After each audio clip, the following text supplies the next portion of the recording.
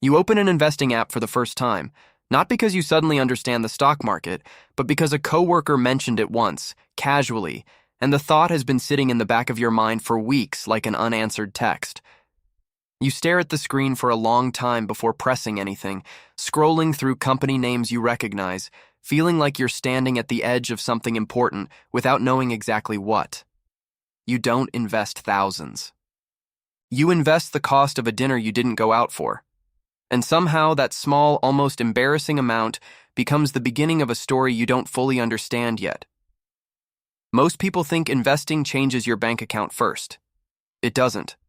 It changes the way you see money long before the money itself ever changes. Let's go through every milestone, one screen, one notification, one quiet realization at a time. You put in your first $100, and for the rest of that day, you check the app 4 separate times, watching a number move up $2, then down 3, like it's a living thing you're suddenly responsible for. A friend asks what you're investing in, and you mumble something vague, half embarrassed by how small the amount is, as if $100 doesn't count as real investing. That night, the market dips slightly, and you feel a flicker of anxiety completely disproportionate to the actual dollar amount at risk, a reaction that surprises you more than the dip itself. You mention it to a parent, hoping for encouragement, and instead get a lecture about gambling with money you don't understand, a comment that stings more than it should. Here's the strange truth revealing itself at this level. The emotional intensity of investing has almost nothing to do with the size of the number, and everything to do with the fact that, for the first time, your money is doing something instead of just sitting there. Nobody outside your own head even knows this moment is happening, but something in you has already shifted, quietly, permanently. You hit $1,000 invested, and you start doing something you didn't do before, actually reading about the companies, watching a few videos, asking better questions instead of just watching numbers move. A coworker who's been investing for years overhears you mention diversification in a casual conversation, and something shifts in his expression, a flicker of surprise like you've unexpectedly passed some invisible test. He starts including you in conversations he used to have only with other guys in finance, not because you know more, but because you've shown you're paying attention. Then the market drops 6% in a week, and this time you don't panic sell, you just watch. Uncomfortable, but still, like sitting through turbulence on a flight you've decided to trust.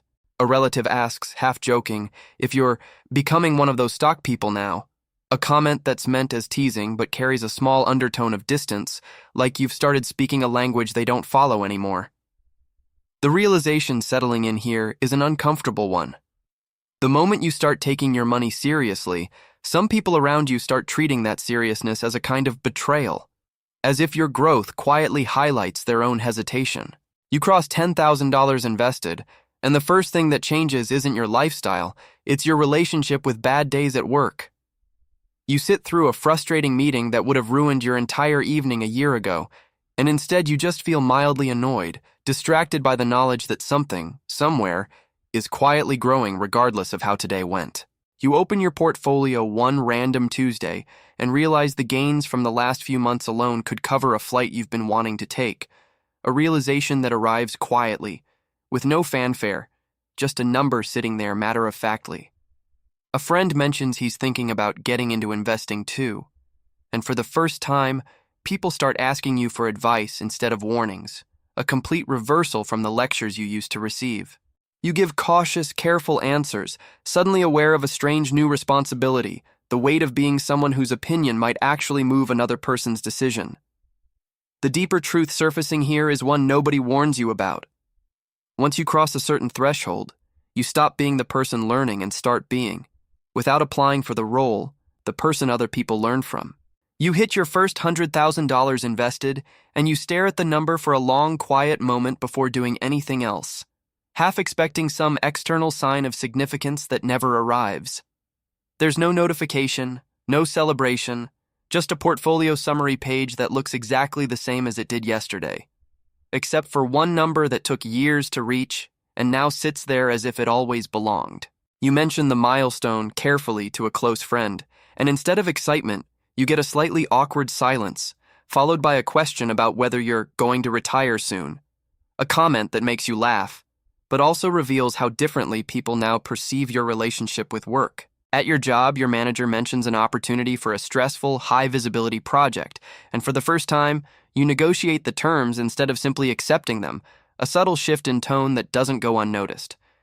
He treats the conversation less like an instruction and more like a discussion, something you can't quite explain but absolutely feel.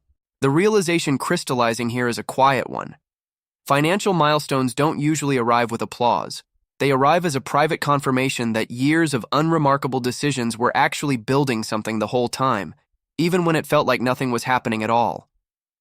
Your portfolio crosses $250,000, and the gains in a single strong month exceed an entire month of your salary, a fact you calculate twice because it feels too strange to be accurate the first time. You don't quit your job. You don't tell your boss. But you notice yourself sitting through a tense meeting with a strange detachment, less afraid of consequences that used to feel catastrophic, because the floor underneath you has quietly gotten thicker without anyone announcing it. A financial advisor reaches out, unprompted, someone you never contacted, offering a complimentary portfolio review, and you realize, with a small jolt, that your account has crossed into a category that gets noticed automatically by people whose job is to notice. At a family gathering, an older relative who once dismissed your interest in investing as playing with stocks suddenly asks, seriously, what you think about a decision he's facing with his own retirement account. You answer carefully, aware that the dynamic between you has shifted in a way neither of you says out loud. The uncomfortable truth surfacing here is one most people don't expect. Respect in financial conversations rarely arrives through explanation. It arrives quietly, the moment someone senses you've already solved a problem they're still struggling with. You cross the $500,000 mark, and for the first time, the math becomes impossible to ignore. At a conservative average return, your money alone is generating more in a year than most people's full-time salaries, without you lifting a finger beyond the decisions you made years earlier. You don't feel rich. You feel, oddly, the same as last Tuesday, which is exactly the strange part nobody prepares you for. A friend, hearing the number secondhand through a mutual contact, treats you differently the next time you meet, more careful, slightly more reserved, as if your friendship now needs to be handled with a delicacy it never required before. You notice yourself making different decisions at work, not dramatic ones, just smaller daily acts of confidence, speaking up in meetings you used to stay quiet in, because the financial consequence of being wrong no longer feels like it could unravel your entire life. Your bank, almost predictably, reaches out about a wealth management consultation, a phrase that, a few years ago, would have felt like it belonged to someone else's life entirely. The realization settling in here is quiet but enormous. The money didn't make you braver. It simply removed the specific kind of fear that used to disguise itself as caution in almost every decision you made. Your portfolio crosses the $1 million mark, and you stare at the number for an unusually long time, half expecting it to feel different than every other milestone before it, and half disappointed when it mostly doesn't.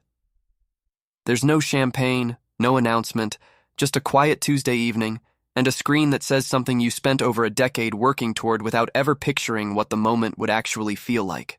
You tell one person carefully, almost testing the words out loud for the first time, and their reaction surprises you, not excitement, but a kind of careful recalculation, as if they're mentally repositioning where you now belong in their understanding of the world. At work, a major project goes poorly, the kind of failure that used to keep you awake at night rehearsing apologies, and instead, you simply move through the consequences with a calm that confuses your coworkers, who don't understand that the failure no longer threatens your survival, only your pride. A distant acquaintance, somehow aware of the milestone, starts liking every single thing you post online within minutes, a small, almost comedic confirmation of a truth you'd suspected for a while now. The deeper truth surfacing here is the most uncomfortable one yet. Once people sense you've crossed into real wealth, their attention toward you increases dramatically, while their honesty with you, almost without exception, quietly decreases at the exact same rate. You're sitting in a meeting with a wealth advisor, discussing strategies you didn't know existed a few years earlier, structuring decisions not around growth anymore, but around protection. A shift in vocabulary that mirrors a shift somewhere deeper inside you. The advisor mentions, casually, those structuring options available at your level. A phrase that quietly confirms what you've started to suspect, that there's an entire tier of financial strategy invisible to anyone who hasn't crossed this specific threshold. At a dinner with old friends, you notice yourself avoiding certain topics entirely, not out of secrecy, but out of a strange new awareness that even casual comments about money now land differently than they used to, carrying weight you never intended. A relative, going through a difficult financial stretch, calls not to borrow money but just to talk, treating you, almost without realizing it, as a kind of emotional safety net, simply by virtue of what they assume your resources represent. You catch yourself reassuring them with more confidence than you actually feel. Performing a calm, you're still, in some ways, learning to fully believe yourself. The uncomfortable truth crystallizing here is one rarely spoken aloud. Wealth doesn't just change your decisions, it quietly recasts you, in the eyes of everyone around you, into a role you never formally auditioned for.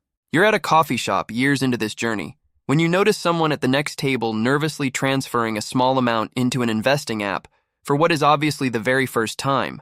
The same hesitant, almost reverent tapping you remember doing yourself, hovering over the confirm button like it might detonate something. You don't say anything at first. You just watch, recognizing the exact posture of someone standing at the very beginning of something they can't yet see the shape of. Eventually, you lean over gently and ask what they're investing in, and the conversation that follows isn't about returns or strategy, it's about fear, the same fear you carried with your first $100, dressed up now in someone else's face. You tell them something simple, something nobody told you back then, that the amount doesn't matter nearly as much as the decision to start treating your money like it's capable of doing something.